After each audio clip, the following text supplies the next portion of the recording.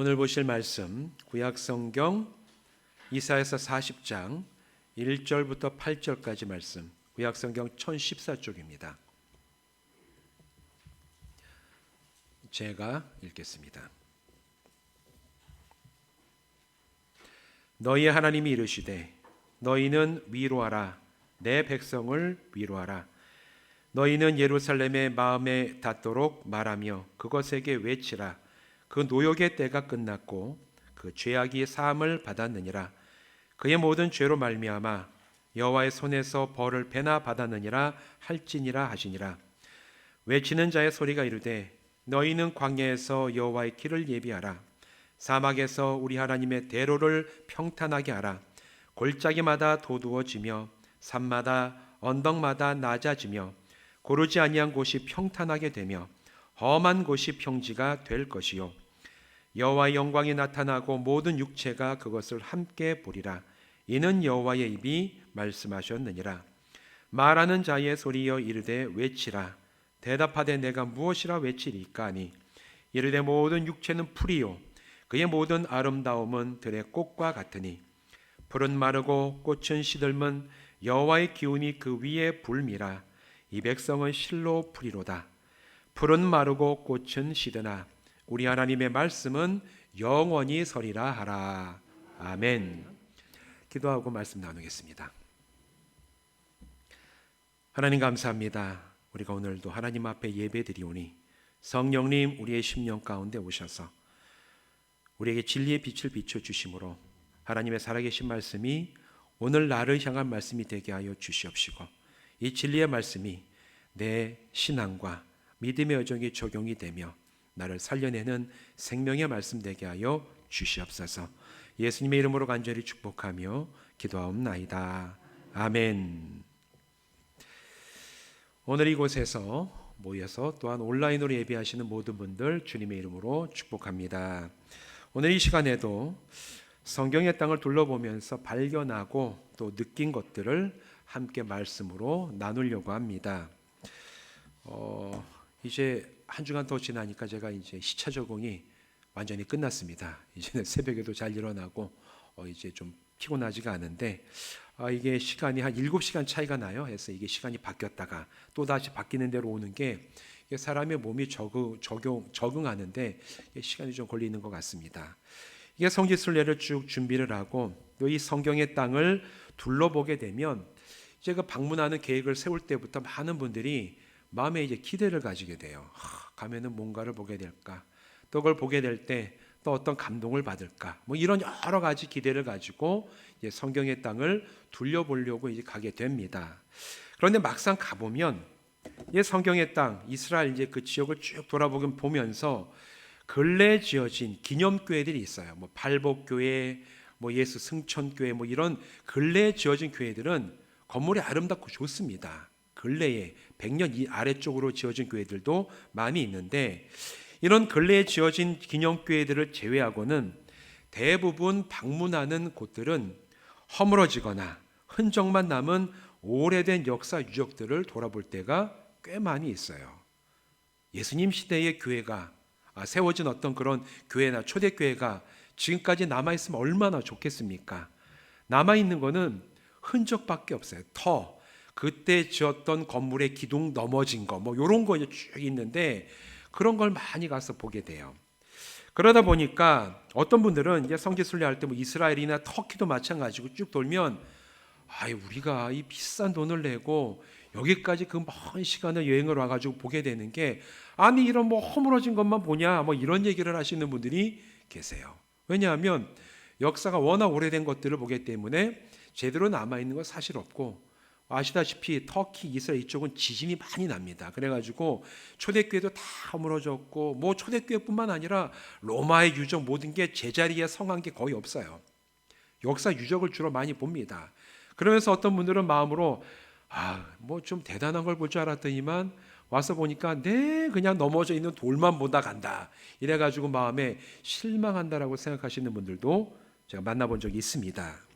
그런데 이렇게 무너져 내린 역사의 흔적 속에서 성경의 진리를 꿰뚫어 볼 수 있는 영적인 안목을 가진 사람에게는 그 유적들은 성경이 전하는 진리의 증인이 되어서 정말 하나님의 말씀이 맞구나, 이걸 사람들로 하여금 깨닫게 해주는 굉장히 중요한 수단과 통로가 될 수가 있어요. 이걸 발견하는 게 성경의 땅을 둘러보는 사람들에게 반드시 필요한 과정이고, 그러기 위해서는 이 흔적들 통해서 정말 성경이 얘기하는 것이 얼마나 진리인가를 볼 수 있는 영적인 안목을 반드시 갖춰야 됩니다.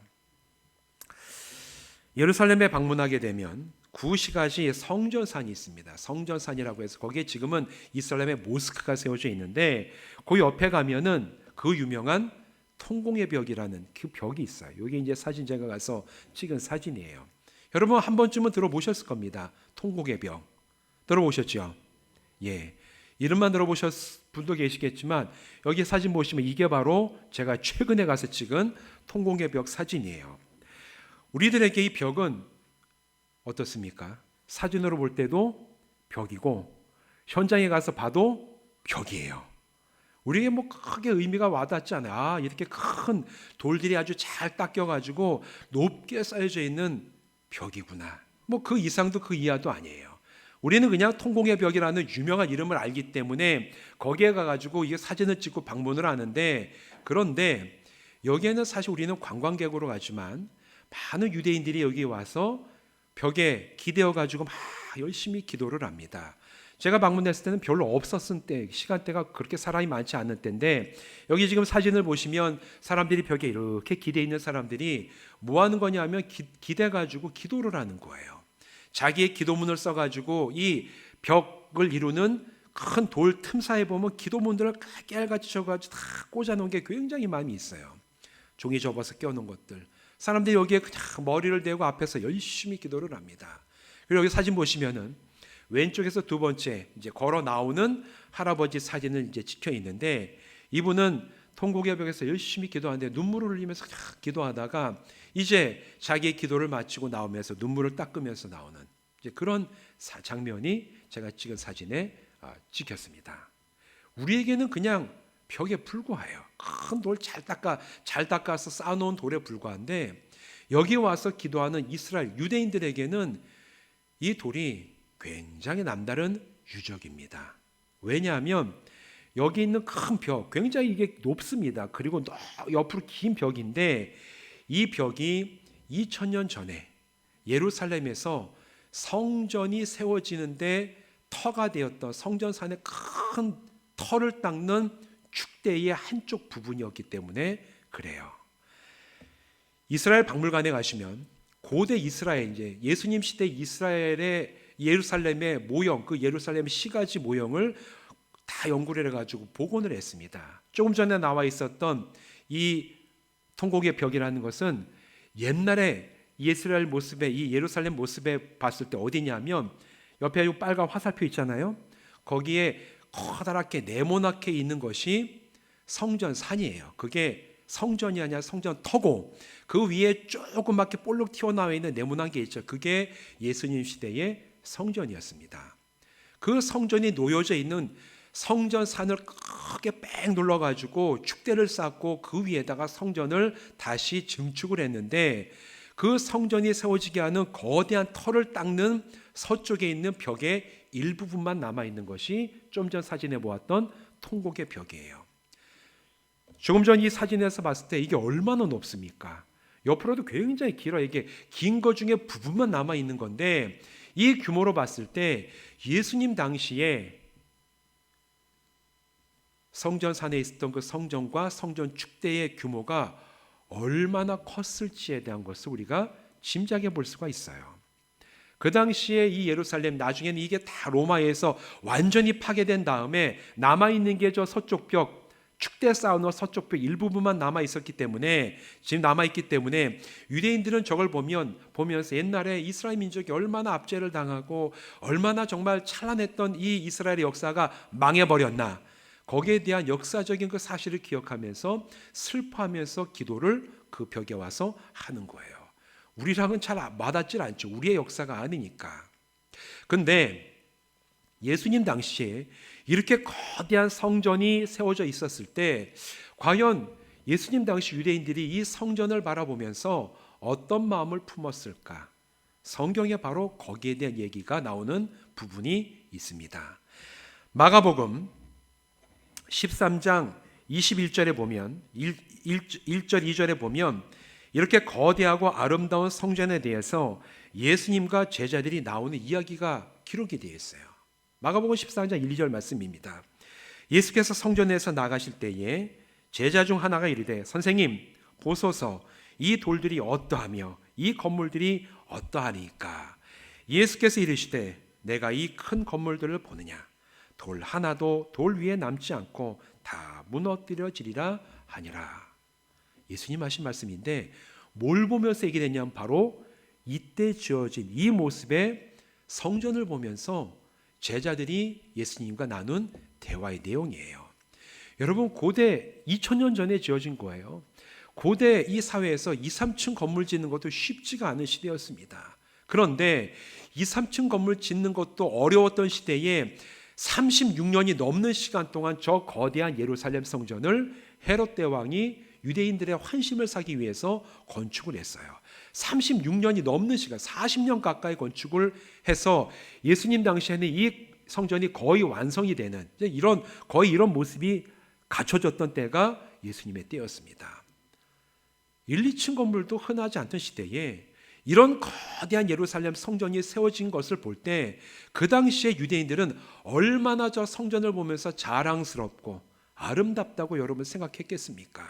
하나님께 예배드리는 저 성전, 나가서 하나님께 제사 드리는 저 성전, 야, 이 성전이야말로 하나님이 예루살렘에 함께 하신다는 증거고 유대인들 우리들의 이 마음속에 자부심이고 자랑이고 아름답다고 생각하던 것은 그 당시 모두 유대인들이 가지고 있었던 공통적인 감정이었을 거예요. 예수님의 제자들도 마찬가지였습니다. 그래서 예수님에게 이 성전에서 나아가면서 제자 중에 하나가 얘기하는 거예요. 예수님, 이 건물 진짜 대단하지 않습니까?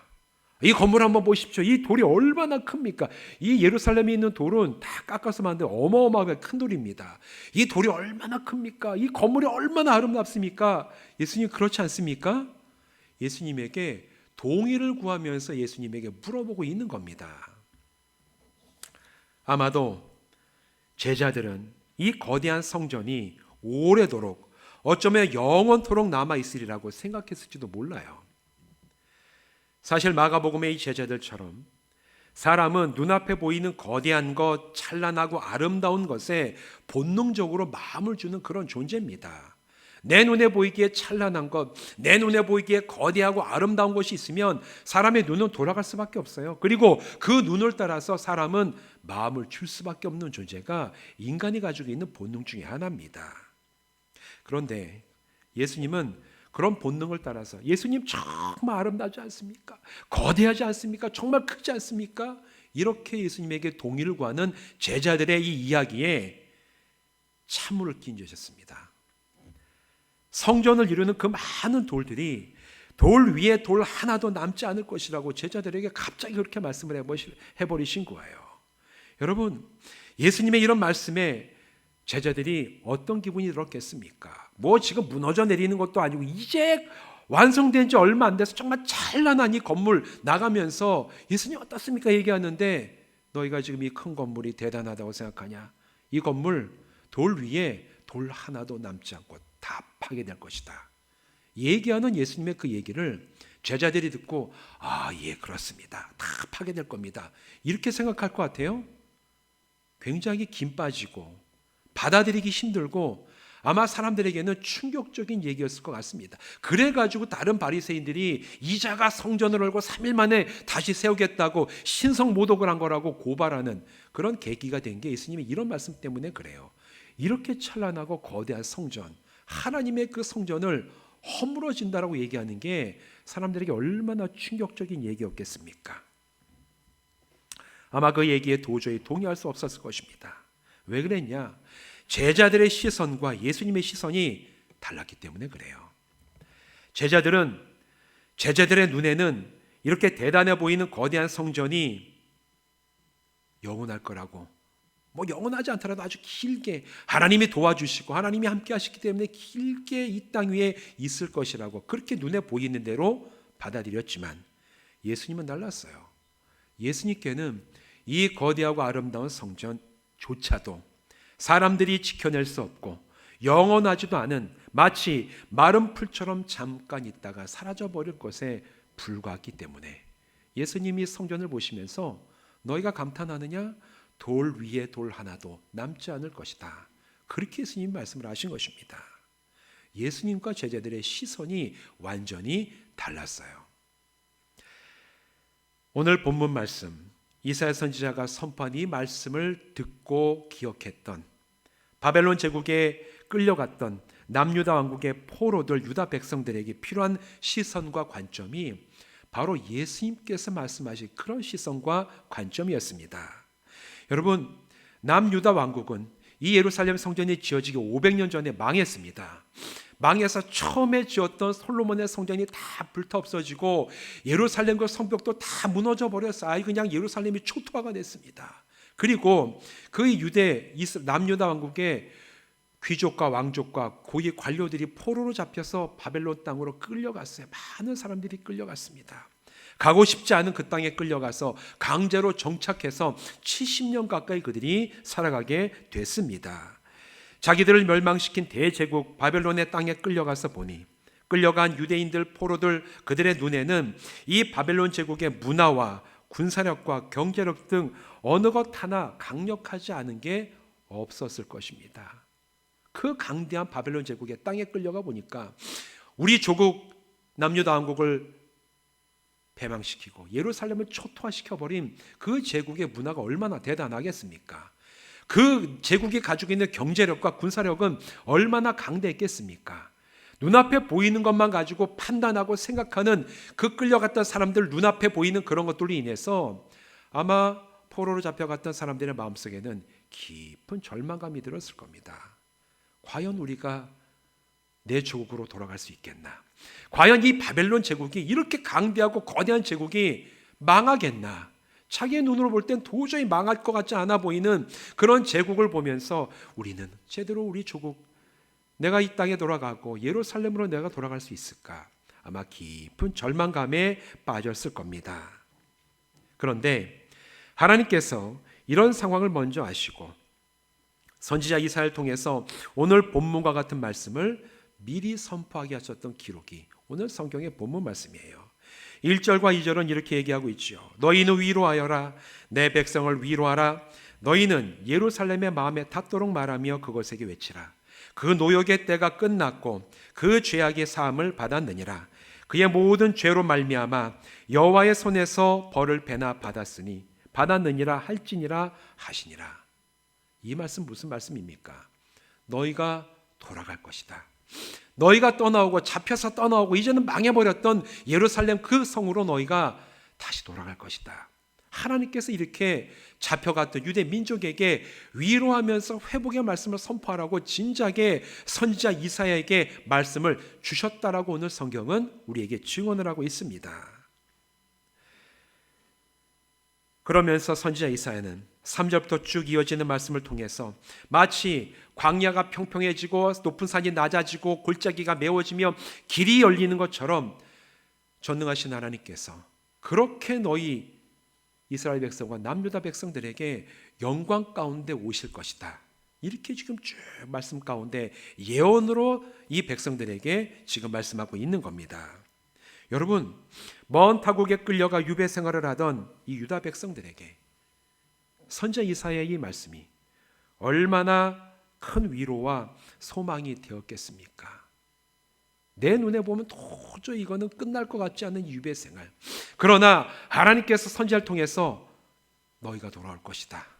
너희 모든 벌이 이제 끝났고 너희가 이제 너희 죄값을 치렀으니 하나님께서 전능하신 하나님께서 너희에게 고속도로를 뚫는 것처럼 사막과 광야와 높은 산과 계곡을 메꾸면서 오실 것이고 너희가 그런 하나님의 능력 가운데 너희의 고향으로 돌아갈 것이다.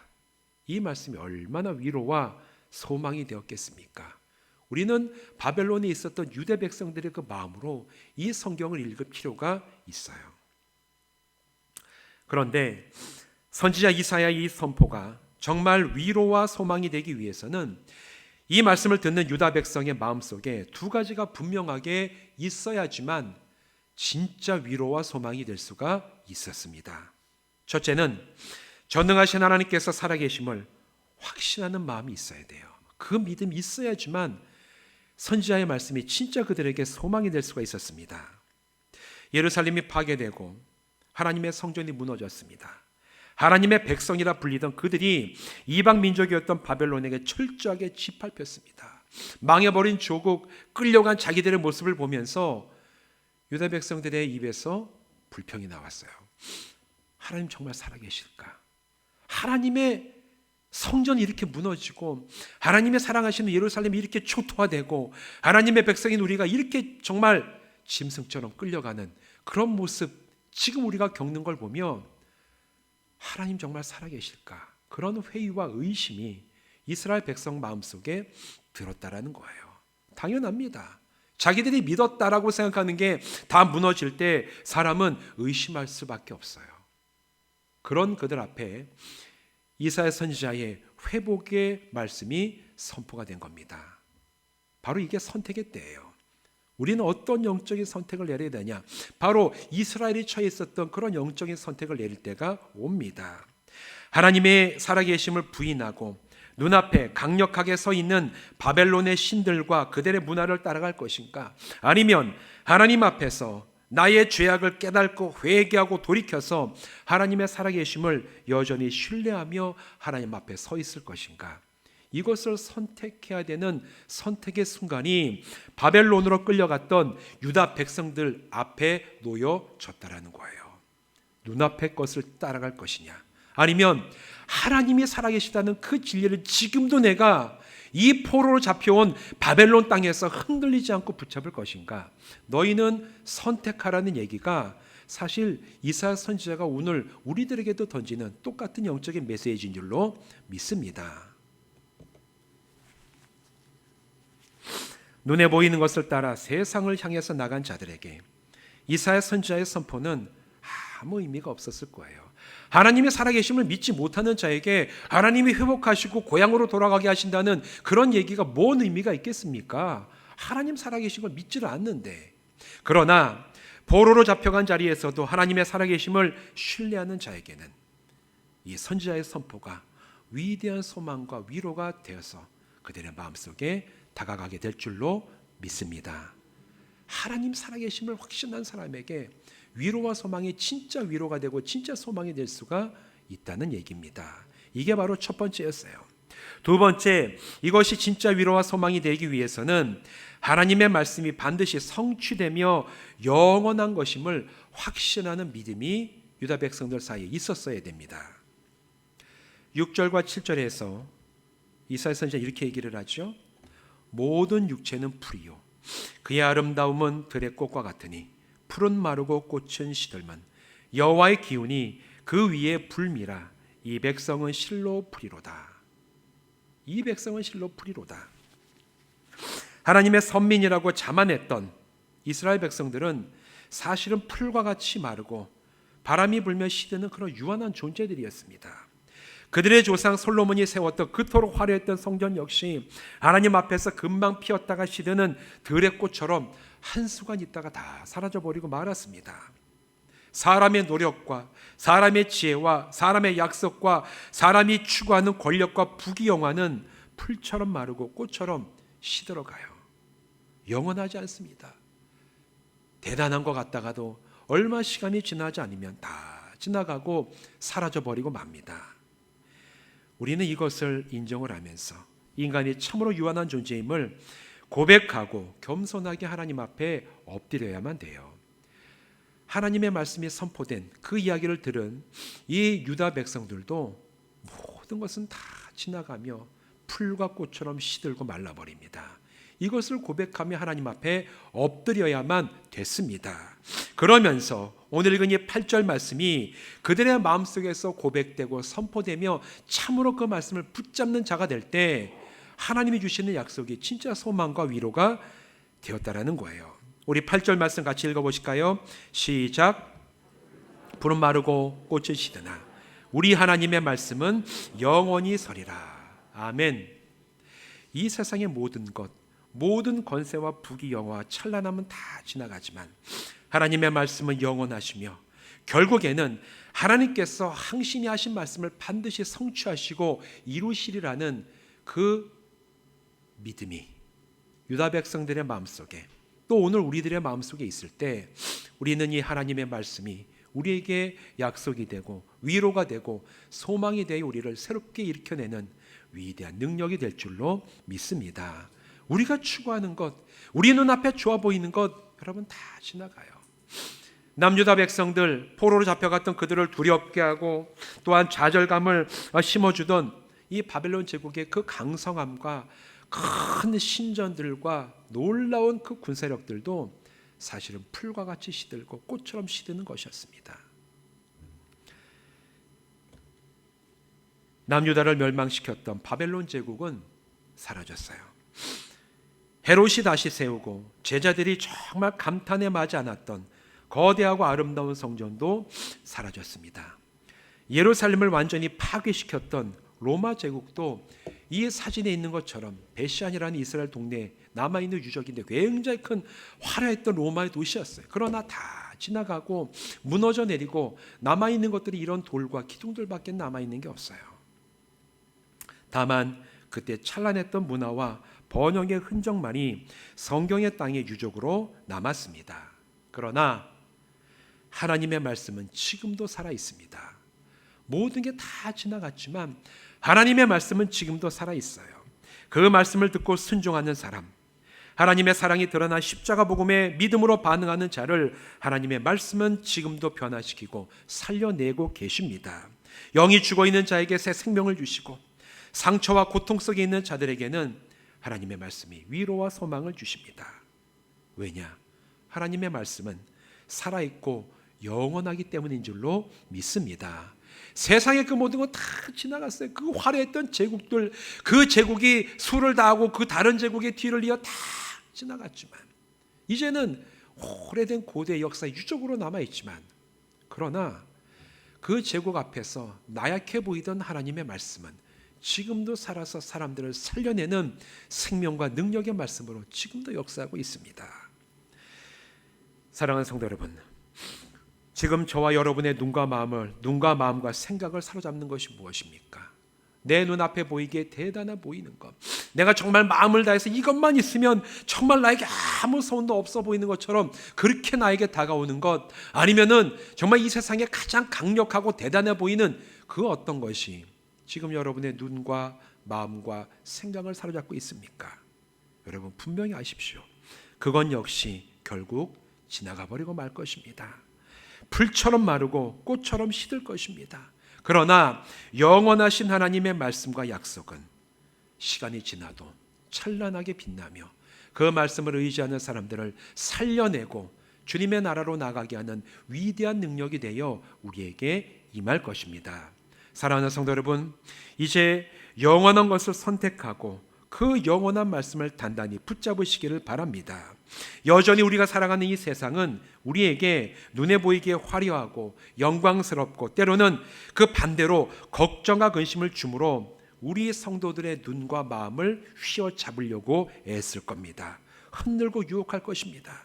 그러나 여러분, 그것 앞에서 눈에 보이는 대로 따라가고 눈에 보이는 대로 생각하고 눈에 보이는 대로 흔들리지 마십시오. 눈에 보이는 것이 그 무엇이든 다 지나갈 것입니다. 그러나 무엇이 영원한지를 영의 눈으로 꿰뚫어 보고 붙잡는 사람에게 살아계신 하나님의 말씀이 영원하며 반드시 이루어질 것임을 확신하고 나아갈 때 그 말씀이, 하나님의 나라에 대한 복된 소식이 오늘도 내일도 하나님의 말씀이 이 땅에 임하는 그때까지 놀랍게 우리를 이끌어가는 능력이 되고 그 말씀의 능력으로 끝까지 믿음의 길을 온전히 나가는 우리 모든 새로운 교회 성도들 되시기를 주님의 이름으로 부탁드립니다. 기도하시겠습니다.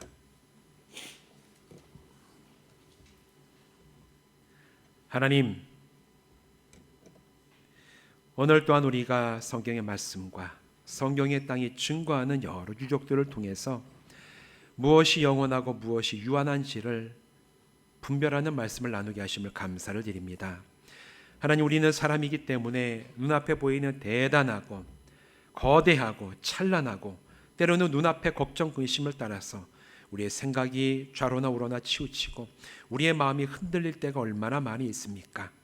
그러나 주님, 우리의 영의 눈을 뜨게 하셔서 유한한 그것에 우리의 눈을 묶어놓지 않게 하여 주시옵시고 참으로 영원한 것이 무엇인지를 온전히 분별하고 영원하신 하나님의 말씀을 굳게 붙잡고 끝까지 우리 주님과 함께 동행하며 나가는 모든 새로운 교회 성도들 되게 하여 주시옵소서. 성령께서 함께 하여 주실 줄을 간절히 바라옵고 예수님의 이름으로 축복하며 기도하옵나이다. 아멘.